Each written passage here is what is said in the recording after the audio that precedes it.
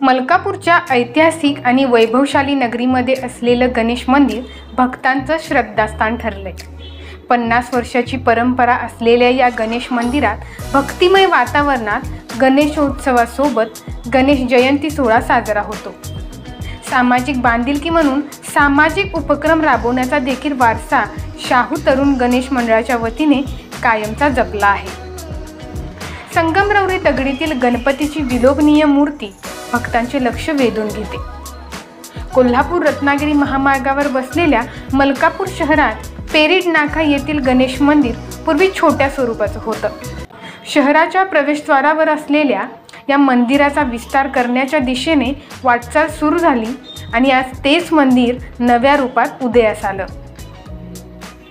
मंडळाची पूर्वीपासून असलेली गणेशोत्सवाची परंपरा 50 वर्षाच्या वाटचालीत कायम राहिली आहे।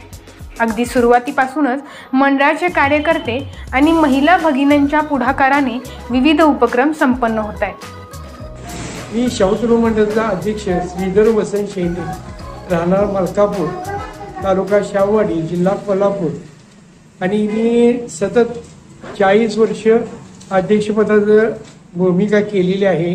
आणि गणपतीच्या जयंतीच्या वेळी आम्ही शाहू तरुण मंडळाच्या कार्यकर्त्यांनी जयंतीला हत्ती, उंट, घोडे आणि मोठं मॉप असा मोठं भजनी मंडळ असं मोठं मॉप करून जयंती साजरी केलेली आहे। त्याला आज मला वाटते 15 ते 20 वर्ष झालेले आहेत।